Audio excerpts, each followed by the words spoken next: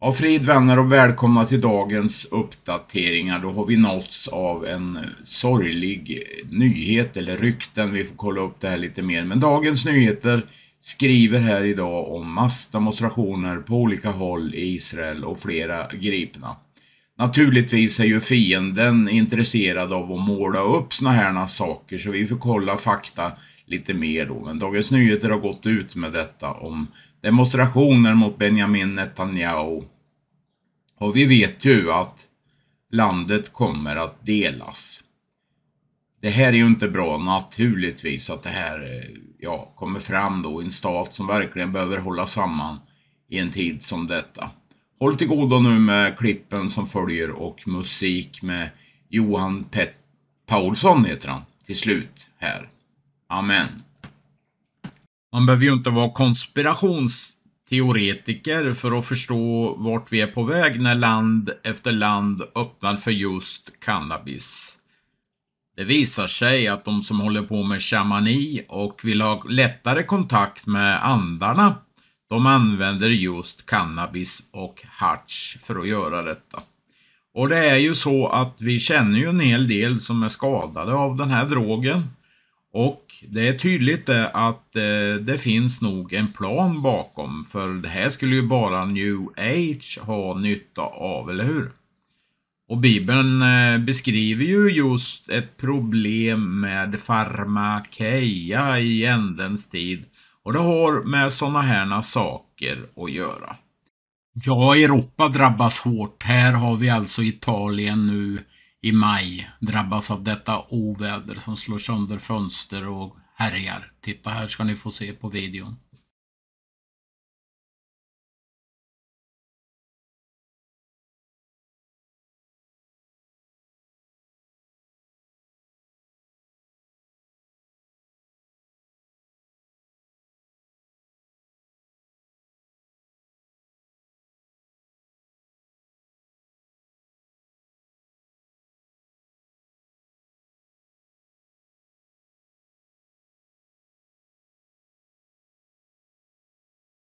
Då kommer här till slut en väldigt intressant video från Puls of Israel. Det han tar upp här är ju att man ser ju faktiskt ingen lösning där nere hur man än gör. Och det måste vara fruktansvärt att vara jude och Israel just nu. Lyssna på hans nöd, för att lov säga, han har för folket och landet. Himself, but again, it hardly gets talked about in the media, so most people don't even know that. But yes, the disengagement from Gaza, the expulsion of close to 10,000 Jews from 21 Jewish communities in Gaza in the summer of 2005 was an American policy forced upon us. And so much so that Israeli Prime Minister Sharon was scared about the consequences had Israel not done so. And just to understand the political situation at the time, the elections at that time were between Ariel Sharon of the Likud party and Avram Mitzna of the Labor Party. Avram Mitzna campaigned on pulling out of Gaza and destroying the 21 Jewish communities, and Ariel Sharon and the Likud campaigned on no way, we're not taking any Jew out of Gaza, we're there forever. And he had the line saying, Din Netzarim Kedin Tel Aviv, that the law for the Jewish community of Gaza, of Netzarim, is the same as the law for Tel Aviv, meaning we're not going anywhere, not from Tel Aviv and not from Netzarim. That is why people voted for him, and yet he made a 180-degree turn after being voted in, and people didn't understand why. So now you have a bigger understanding. It was basically forced upon us by the Bush administration with consequences had we not done so. So May 2024, one of the things that people in Israel were trying to do to stop this disastrous plan from happening, and again, we were warning, if we would pull out of Gaza, that would allow Gaza to be turned into a terror launch pad where they would launch rockets on all of Israel, where they would launch terror attacks on all of Israel, where Israelis would be butchered by terrorists. That's what we were warning. And at the time, the Israeli mainstream media was making fun of us. Israeli politicians and IDF generals were saying, don't worry, if they shoot one rocket, we're going to go in and stop them. We won't let them do any terror attacks. And that's how they sold it to the Israeli people of why it was the best thing to do. and then scaring them that us settlers in Judea and Samaria and Gaza who were against it, and us right-wingers, that we were enemies of peace, and creating us as the enemy in order to get more support. Oh, those are the bad guys against it because they're against peace. Well, you got to support this because this is going to be about bringing peace. So one of the things that we were doing at the time to stop this plan was within the Likud party. We pushed for a vote of the Likud membership, that if a majority of the vote of the Likud membership voted against this horrendous Gaza disengagement plan, that would stop Ariel Sharon, the prime minister, from being able to push it forward, because the party would be voting against him from doing that. And we were going house to house, literally knocking on doors. I was there knocking on doors, convincing Likud members why it was disastrous to vote against the plan. We ended up succeeding. Majority of the Likud members voted against the plan, and it was a big embarrassment for Prime Minister Ariel Sharon, and he ended up doing something totally undemocratic and ignored the party vote of the membership of the party and went through with the plan anyway. Totally undemocratic. There was a referendum. He promised to do the referendum to follow the results of the referendum, which was also the correct, not just moral, but democratic thing to do. And then again, because of pressure from America, he totally threw the referendum results out the window and pushed forward, and we all know the history. He went through with it. Tali Chatuel and her 4 daughters were on their way to Beersheba, I think, to take part with the tens of thousands of Israelis and knock on people's doors and convince them to vote against the Gaza disengagement plan in this internal Likud party referendum. Their husband was already doing the knocking on doors, or he was already at work, whatever. He wasn't with them. It was Tali, the mother, and the 4 daughters, and she was pregnant with their 5th at the time. While driving through the Gaza Strip, Tali and her 4 daughters were brutally murdered by Arab Muslim terrorists who were hiding behind a house that was right next to the road that the Israeli army had planned to destroy because it was a security problem, because they knew it could be used. It was used plenty of times by terrorists to hide and do terror attacks. And unfortunately, Israel's Supreme Court ruled that it was illegal for them to take down that house, and it was continued to be used as a hiding place for terrorists.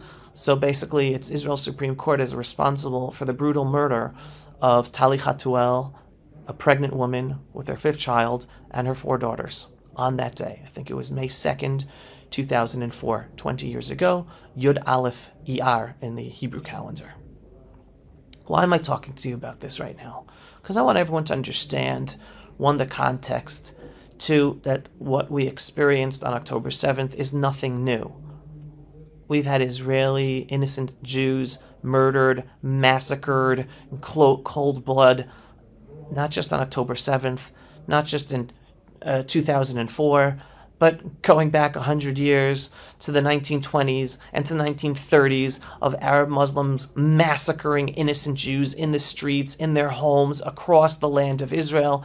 There was no state of Israel in the 1920s and the 1930s. There were no settlements in Judea and Samaria. There was no occupation. There was no apartheid, meaning all those lies that the Western liberal-minded world gives excuses for the terror that these Arab Muslims use against us. They weren't even called Palestinians back in the 1920s and the 1930s because all the Palestinians were Jews back then. Just go to the media at the time, go to the New York Times at the time. Every reference to Palestinians referred to the Jews who lived under the British mandate of Palestine. The Arabs were called Arabs. All these things are lies. They've been killing us out of a religious ideology to kill Jews and not allow us to live here in our ancestral homeland. They've been doing it since the 1920s and 1930s. Anyone who thinks there's peace possible with a fake invented people called Palestinians, no. Because those Arab Muslims, they're killing us because of a religious reason. The Palestinian identity is fake, created by the KGB, Soviet Union in the 1960s in order to destroy Israel. And it just gives people excuses for all of the violence and the terror that is used against us. So October 7th is not something new. October 7th is a culmination of 100 years of too many people in the world and too many Jews and too many Israeli leaders and military leaders ignoring the reality of our 100 years of living together with these Arab Muslims, that they always try to kill us, and it's for religious reasons. It's because of their Islamic ideology. Not every Muslim believes in it, but hundreds of millions do, and that's a problem. It's a problem for Jews, it's a problem for non-Muslims all over the world, because they say, first they go after the Saturday people, then they go after the Sunday people. They're after all of you, so we're on the front lines. Now, I want to show you a shirt that I wore on August 18th, 2005. Now, I'm a man, so I don't remember what I wore yesterday. How do I know this is the shirt I wore on August 18th, 2005?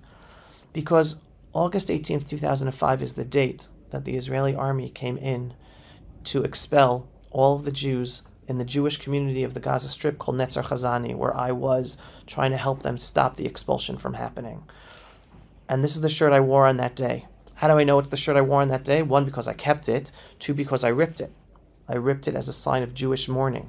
The Jewish land of Israel was being destroyed. A Jewish community in the land of Israel was being destroyed. Jews being expelled from their homes.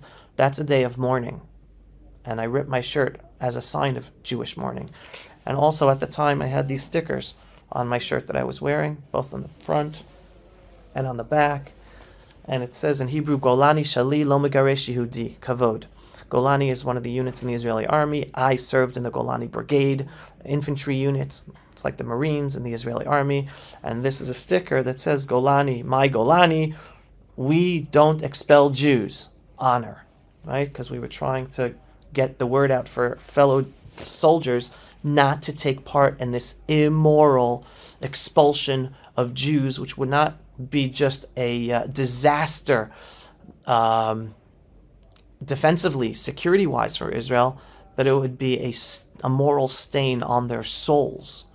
And today it is. There are plenty of soldiers who took part in the expulsion who today totally regret it and have a hole in their hearts for having been part of expelling fellow Jews from their homes. So we warned everybody. We warned everybody. Disaster would come from destroying 21 Jewish communities in Gaza and expelling 10,000 Jews from their homes. People don't remember that the Jewish communities in the Gaza Strip were re-established. Why do I say re-established? Because Jews lived there in the 1920s, and then the British basically kicked us out because they couldn't defend us from the violence of the Arab Muslims in Gaza. So we returned in the 1970s after the Jewish state of Israel liberated the Gaza Strip in the miraculous Six-Day War in 1967. So we established Jewish communities. It was a left-wing labor government that established the Jewish communities because they understood we needed to have Jewish communities there in order to protect Israel. It was for security.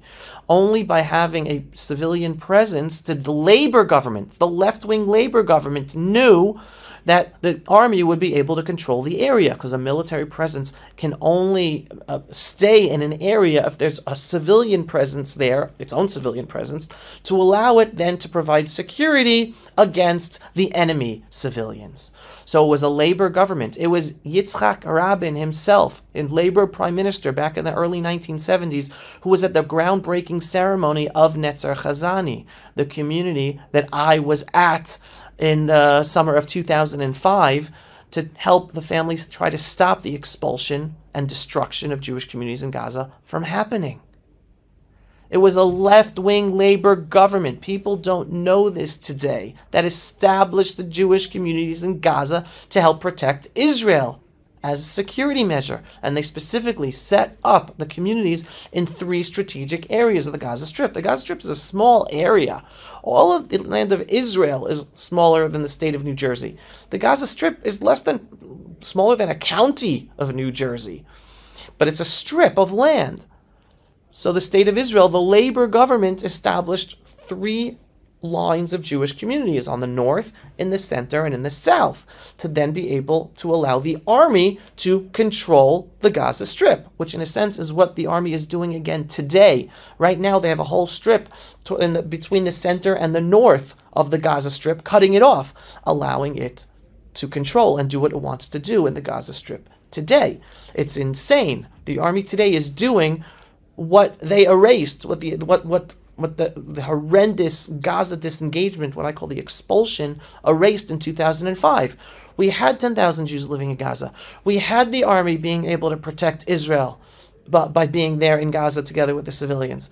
And then the decision was made, because of pressure from the U.S. government, sound familiar, to expel all those Jews, destroy all 10,000 Jews, destroy the 21 Jewish communities, to try to bring peace with the Arab Muslims. And today, we see what October 7th brought.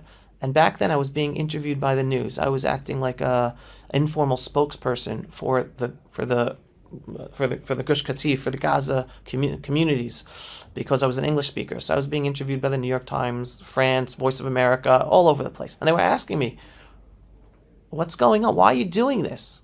I'm like, what do you mean, why are we doing this? If Israel pulls out of the Gaza Strip and destroys these Jewish communities, number one, the world seeing Jews expelling Jews from homes and destroying Jewish communities will lead to a rise in anti-Semitism all over the world. This is what I was saying in 2005. Because when the haters of Jews in the world, and there are plenty of them, see Jews doing bad things to Jews and us looking weak because we're doing bad things to ourselves, that leads to an uptick in anti-Semitism. It's just a natural action and reaction.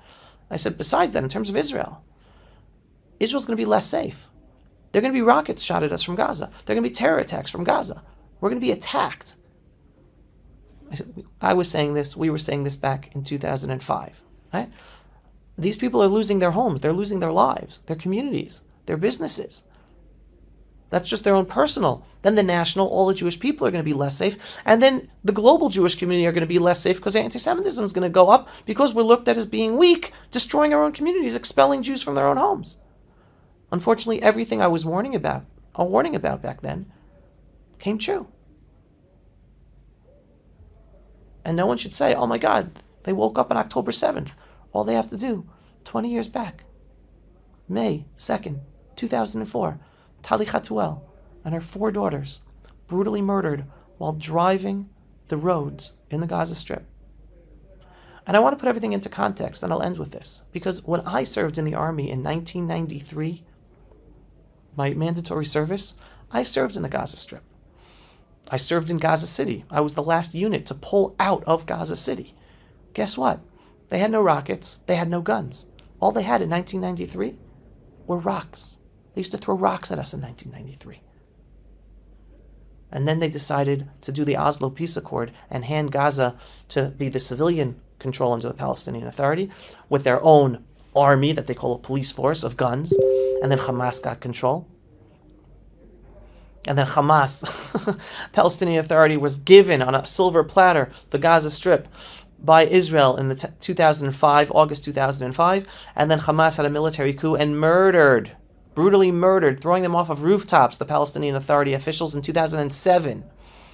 Anyone who says, oh, let's hand the Palestinian Authority back control of Gaza, we did that already. It was a failure. Hamas killed them. And if you think like if you just kill all the Hamas people today, that's not going to happen again, no. This is the ideology within Islam. Even if you kill all the official military leaders of Hamas, there are going to be more people, whether they call themselves Hamas, they call themselves Islamic Jihad, they call themselves Muslims who love teddy bears. They're still going to kill their fellow Arab Muslims in order to kill Jews. And the Palestinian Authority will help them kill Jews. But they kill themselves. And again, I love listening to Professor Mordechai Kedar, who I interview every once in a while. And he goes, people are stupid thinking you can make peace with the Arabs. They don't have peace with themselves. Peace is impossible with people if they can't make peace with themselves. They're killing each other. Who gave you the fantasy that you can make peace with them if they can't even make peace with themselves? Hamas and the Palestinian Authority, they're supposedly both the same people, right? Even though they're not, but that's a different video. They can't rule themselves. They can't live peacefully with each other. They kill each other, and we're supposed to make peace with them, and that they're going to protect us? Let them be in charge of Judea and Samaria. Let them be in charge of Gaza, and then we'll be able to be safe? No. I mean, it's insane. The Biden administration wants to hand over, the Obama, Biden, Blinken administration wants to hand over the Gaza to the Palestinian Authority.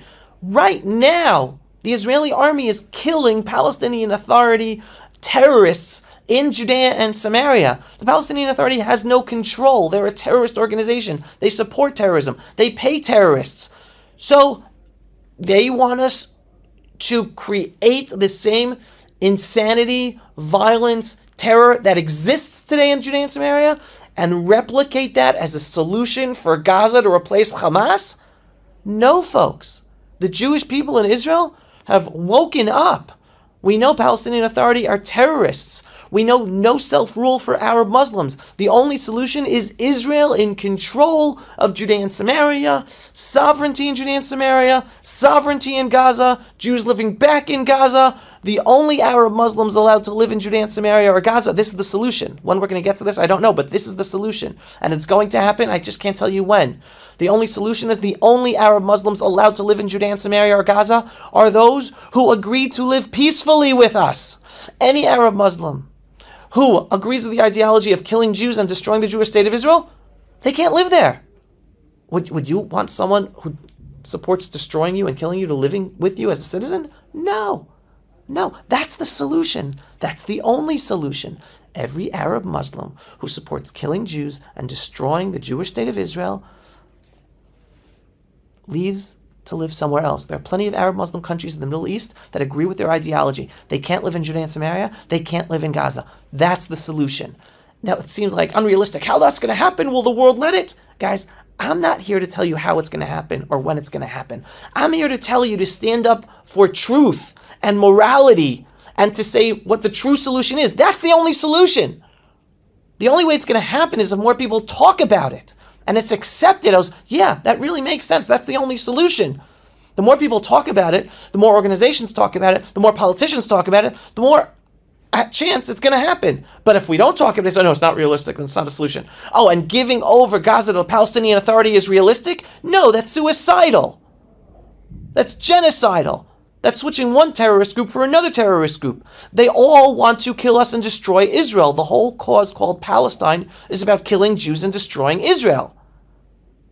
The two-state solution is unrealistic. It's delusional. It's genocidal. The two-state delusion is allowing them to have more power and more international recognition to kill us and destroy us.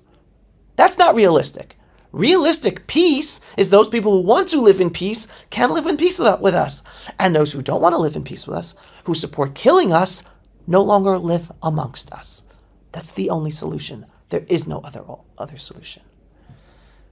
We have to repair the damage done by the Gaza disengagement that destroyed 21 Jewish communities and expelled 10,000 Jews from their homes in Gaza. We have to repair the damage done by the Oslo Accords that legitimized the existence of a fake people called Palestinians that have no history, that have no claim to our homeland. That's what we have to do. It's up to us. And it's up to us by spreading the truth and by talking the truth. And we correct those horrific mistakes that have endangered not just Jews in Israel, but endangered Jews all over the world by the Jewish people and the Jewish land of Israel finally having true sovereignty in Judea and Samaria, finally having true sovereignty in Gaza, resettling Jewish communities and making more Jewish communities in Gaza, ensuring that all Arabs who support killing us leave Judea and Samaria and Gaza. And it's also Israel, the Jewish state of Israel, finally applying sovereignty in the desert Negev area, in the Galil, in East Jerusalem, in Afo, in Akko, because the justice system, which I told you before, is responsible for so many deaths. Because the progressive mindset, and I told you about this ruling in 2004. It's just gotten worse. How many times the Supreme Court has stopped the army from doing necessary things to protect us because of its false, progressive, warped Marxist ideologies that have seeped into the justice system. We have to repair all that. And it's also repairing it within sovereign Jewish Israel today because they allow Arab Muslims in Israel to get away with anything because against the warped progressive thinking within the justice system. We have to solve all that. We will solve all of it. We're at the beginning of the societal process of the Jewish people waking up to demand from our elected leaders to do what is necessary to protect all of us. So we are part of this process right now. And part of the process is not being afraid to say the truth. Not being afraid to say that the Palestinian people are a made-up people created by the KGB in the 1960s. Information's out there. You want it? Ask me, I'll give it to you. I talk about it all the time. I have the videos about it. Two-state solution is not a solution. It's a delusion to destroy the Jewish state of Israel. Say that. Say that Jews must live in Gaza in order to protect all of Israel. That Gaza is Jewish. We all sing a song, Yaribon Olam, Friday nights, written by the rabbi of Gaza in the 1600s. That's hundreds of years ago. In Bible times, Jews lived in Gaza, right? That's also part of our ancestral homeland. We're going to be living there once again. Don't let anyone say that Jerusalem, Israel, Gaza, Judea and Samaria don't belong to the Jewish people. Stand up for the truth. When we stand up for the truth and we teach our children to stand up for the truth, and we teach our friends here are standing up for the truth, more people will stand up for the truth, and it's also going to protect them because the growing anti-Semitism is attacking their Jewish identity, and they feel attacked because they don't know the truth. They're not for themselves, and in order to give it over to anyone else. So people should know these truths, and if people don't know these truths, tell them to follow me at the Pulse of Israel.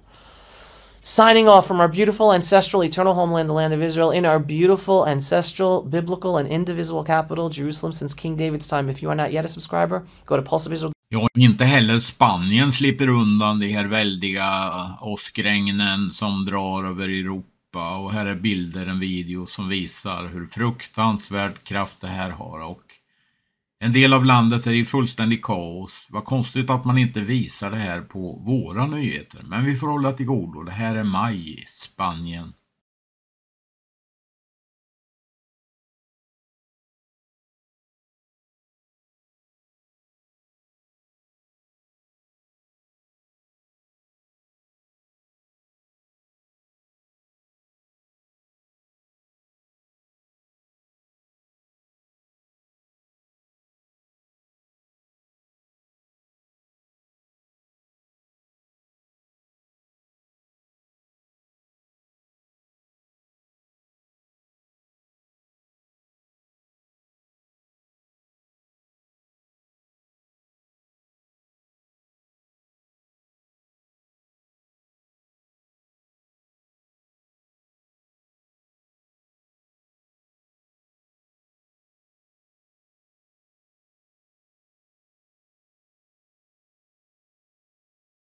Ja, Frid, då ska vi avsluta den här uppdateringen med att höra Johan Paulsson spela och sjunga Lita på din Gud. Han är nära. Gud välsigna er alla.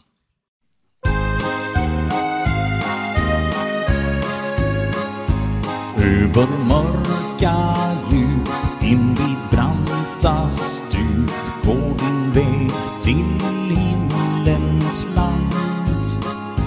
Faror lurar där och du gripen är av förtvivlans hårda hand. Men lita på din Gud, han är nära. Över alla djup vill han bära. Fadersandens kraft aldrig sviker.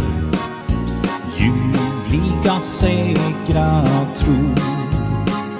Syndens hårda tvång, mången tystnad sång, mera ödslig gjort din stig.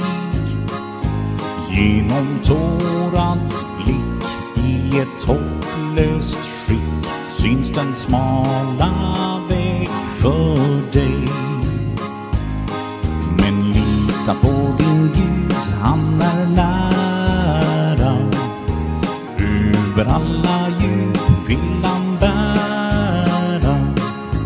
Fadersandens kraft aldrig sviker.